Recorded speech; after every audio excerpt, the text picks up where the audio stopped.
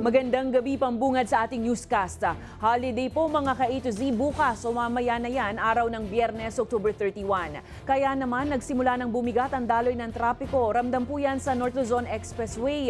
Marami na nga nagsisiuwian sa kanilang mga probinsya para sa araw ng mga santo at araw ng mga kaluluwa o undas. Sa live monitoring ng traffic update sa NLEX, kita ang pagkapal ng daloy ng trapiko, partikular northbound, kasabayan ng unti-unting pagbagal ng galawan ng mga sasakyan, lalo na sa papasok sa toll gates sa northbound lanes. Wala pa namang mabigat na daloy ng trapiko pagsapit ng San Fernando, Pampanga. Gayunpaman, mag-iingat po ang lahat sa mga uuwi.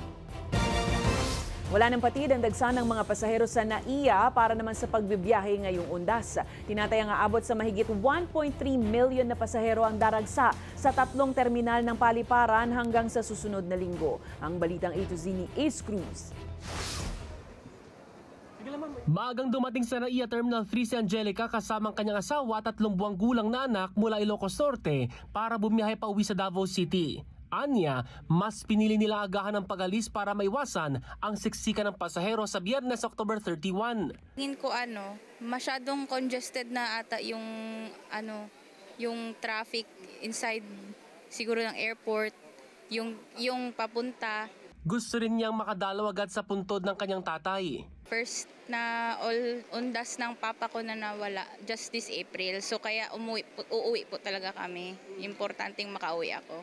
Ayon kay MIAA General Manager Eric Ines, patuloy ang pagtaas ng volume ng pasahero sa mga terminal. So yesterday, umabot tayo ng 140,000 per day kapot.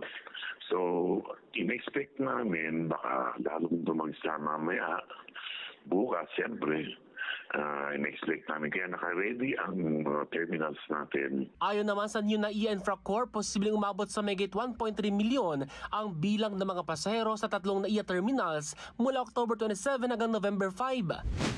Dahil sa mas maraming volume ng mga pasaherong dadagsa sa mga paliparan dahil sa undas break, payo ng mga airport authorities sa mga biyahero na agahan ang pagpunta sa mga airport, lalo't marami ang pilang daraanan, lalo yan sa mga check-in counters at immigration sa mga pupunta ng iba't ibang destination sa abroad.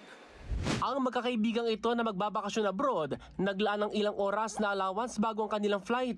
Maraming uuwi, maraming aalis para lesser hassle. So kailangan rin naming maaga ngayon na punta. Kahit alas 5 pa yung aming flight. Tiniyak din ng MIAA na sapat ang supply ng kuryente sa mga terminal at walang mangyayaring outage. Tinignan nila na maayos yung ating power supply.